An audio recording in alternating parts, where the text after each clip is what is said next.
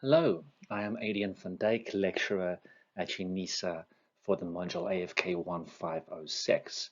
In this presentation, I will be discussing Marlies Hops's novel Flarde, specifically narration, who sees and tells the story. For a story to be told, a narrator is needed to tell it. Furthermore, the narrator will present the story from a certain perspective. This is known as focalization. Like all literary elements, the writer cunningly manipulates these elements to create a certain effect. Remember, nothing in a story is an accident. All the literary elements were crafted in such a way that the text communicates a certain message in a certain way. Just like you need to understand the functions of other literary elements like character, setting, time, and theme, you need to understand what the concept of narrator and focalization entails. In this short presentation, I will discuss narration and focalization as it relates to the prescribed text, Flarde. Note that the primary sources used are, of course, the AFK 1506 study guide, in which all relevant theory is included, and the novel Flarde. We will discuss the narrator by means of a definition, types of narrators. We will also look at first-person narration in Flarde, focalization, types of focalization, and then point of view in Flarde. And we'll start with narrator. This is from your study guide. A narrator is the character or agent that tells the story. In other words, the narrator is the speaker, the person that tells the story. The narrator can at times be anonymous, meaning that the reader does not know who the narrator is. In such a case, it's an agent. In this case, the narrator is not a character in the story. But note, the story does not need to be told by a character in the story and can be told by an agent, or as we say in Afrikaans, an instantie outside of the story. Let's look to film to extrapolate the latter, the agent as narrator. Who tells the story in most films? Unless voiceover narration is used, the camera is the storytelling agent. Film is a visual medium and therefore the viewer needs to be shown the story. This means that the camera is the agent that does the showing, in other words, the telling of the story. In most cases, therefore, the camera is the narrator, as the camera tells the story. Now, whereas film is a visual medium, literature, as you know, is a textual medium, which means that the story needs to be told by an agent. Where film showed the story, literature needs to tell the story. In other words, the reader needs someone to tell the story, which makes the narrator the storytelling agent. Now, there are also different types of narrators that bring forth different effects of storytelling. Now, there are three basic types of narrators, according to the theory in your study guide. The first-person narrator, the third-person narrator, and the omnipresent narrator. Note that these are not in a specific order or hierarchy. One must also be aware that each type has its own advantages and disadvantages, which you must scrutinize when analyzing a literary text. We'll start with the first-person narrator. This is a narrator that tells his or her own story and is therefore one of the characters in the story. In Afrikaans, this is also called the ek-verteller, as identified by the pronoun ek, I. In most cases, the narrator is also the protagonist, meaning the main character around whom all action takes place.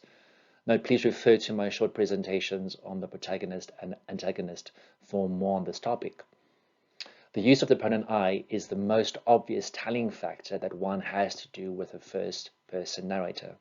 The story is therefore told from his or her own perspective. He or she is therefore the focalization point, which we will discuss in a bit. But note, in some literary texts, the narrator might not be the protagonist. This is scarce, but it's worth noting that some authors deliberately tell the story by means of a first-person narrative about another character who is the protagonist. This naturally is done deliberately and would lend itself to further scrutiny should you encounter such a text. For example, in Scott Fitzgerald's The Great Gatsby, Nick Carraway is the first-person narrator, but he is not the protagonist. As the title suggests, Jay Gatsby is the protagonist, and it is Nick Carraway's first-person narration that focuses on Gatsby's tale. Now, this is not applicable to Flarde, but it is good to know for you as young literary readers. Let's also discuss the advantages and disadvantages of this type of narrator as it's applicable to Flarde. Now, note this does not come from your study guide, but can be easily found by doing a little bit of independent research.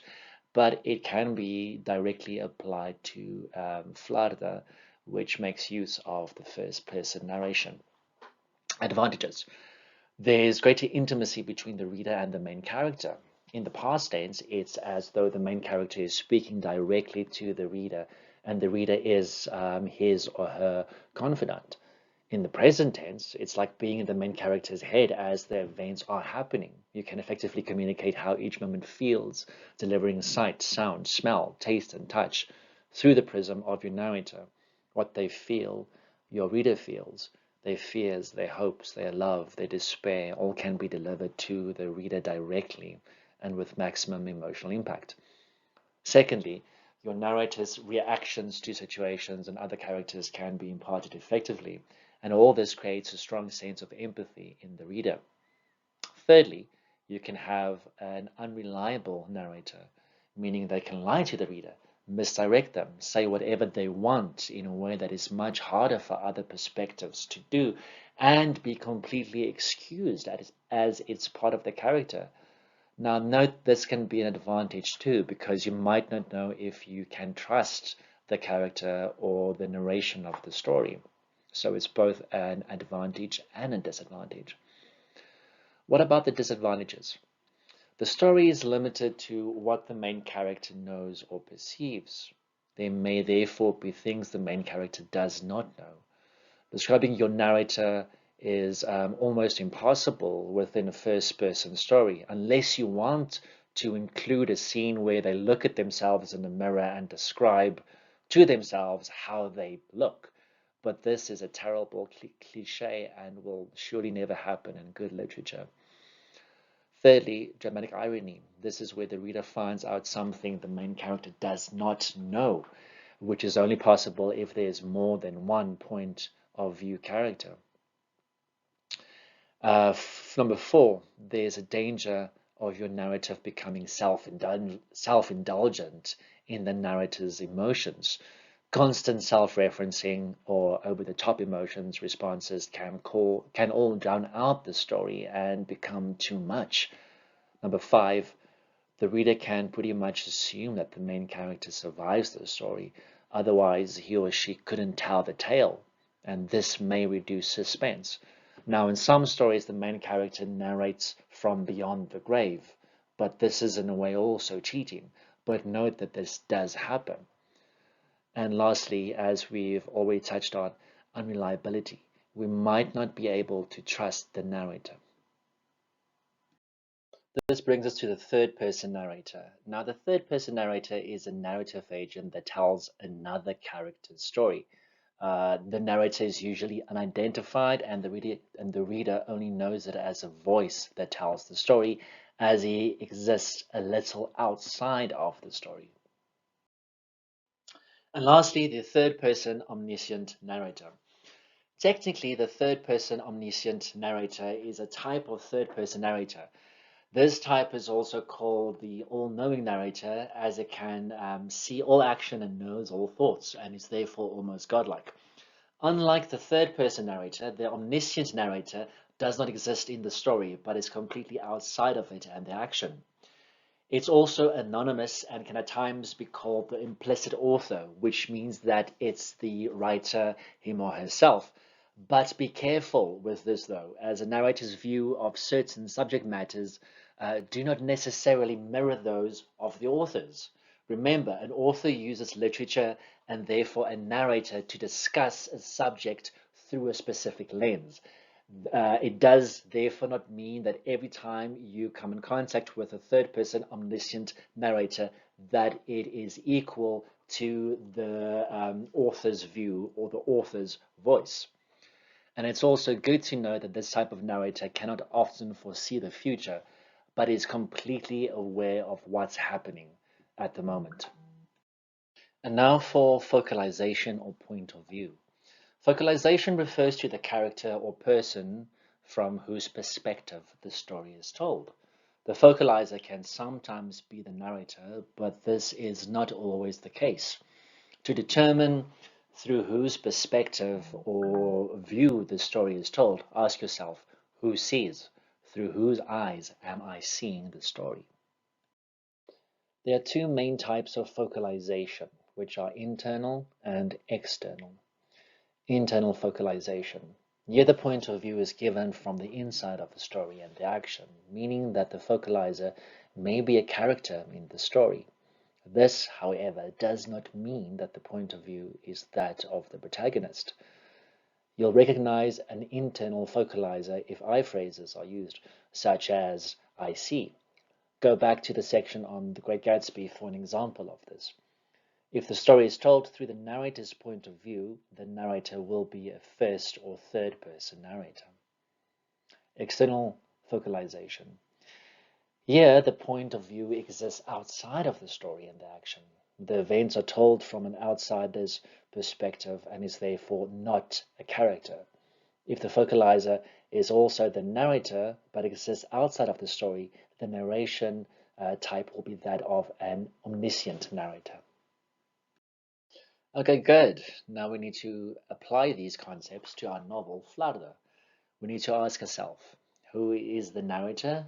In other words, who is telling the story? And concerning focalization, through whose perspective is seen? Through whose perspective is the story told? Now, having already read the novel, we know that the chapter headings indicate the narrator and the point of view. We also see that the narrator is the focalizer, which makes it easier. We therefore get more than one perspective on what happened because different focalizers report on the same event, which is quite interesting. Each focalizer focuses on specific aspects of an event, which leads to the reader receiving different versions of the same event. An example of this is the first 3 chapters all report on the death of one boy, Depeko. But let's zoom in on this example. The first chapter is told and focalized by the social worker. This chapter focuses on the social worker's reaction as Mama Benito reports the event, after which the focus shifts to her being upset about the event. The second chapter, told and focalized by Mama Benito, focuses on her process as she arranges to go to the social worker, as well as her angst in trying to hide the truth relating to Cabello and how one boy died. And then the same events is told by Cabello in the third chapter and also focalized by Cabello. Now, the first part of this third chapter focuses on Cabello's experience and the difficult circumstances of his death, of one boy's death. Thereafter, the focus shifts to Mama Benito and her angst. Back to the narrator in Flarde. As we have said that the story is told by more than one narrator, and each chapter depicts the story through a first-person narrator. Most characters also act as a narrator at one point or another. Now, some characters act more frequently as narrators than others.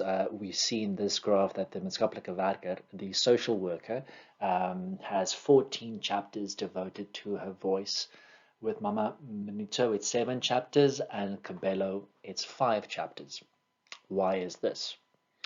Remember, as in everything in literature, we need to ask why. Why did the author do this deliberately? Well, this is up to interpretation, and like everything in literature, one should look at the bigger picture when interpreting a text.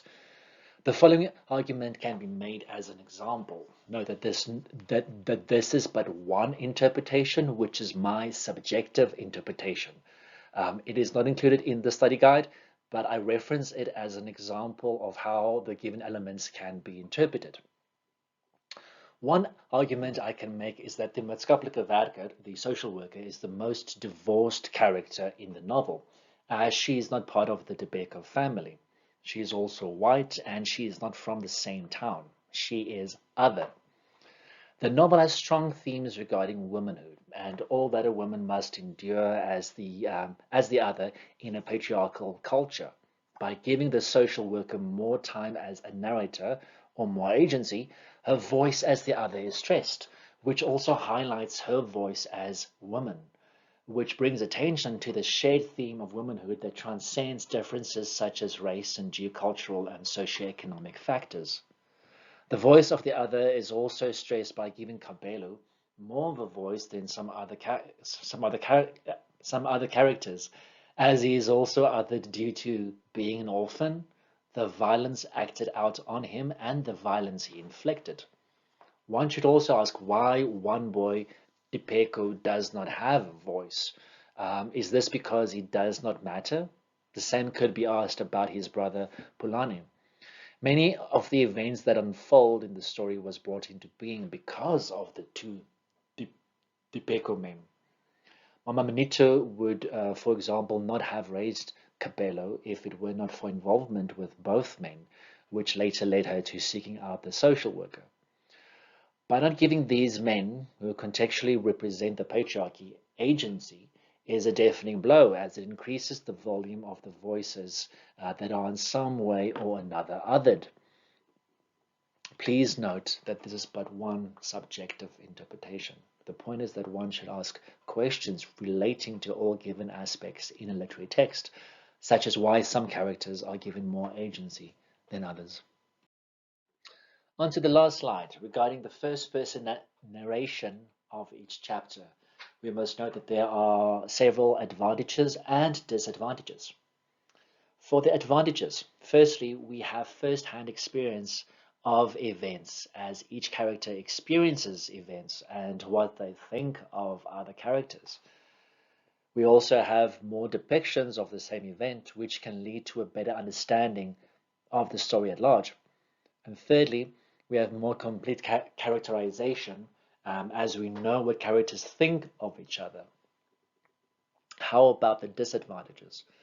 The biggest disadvantage is that we have a one-dimensional, partly subjective perspective on events, as only one character's experience and emotions are known at any given point in time.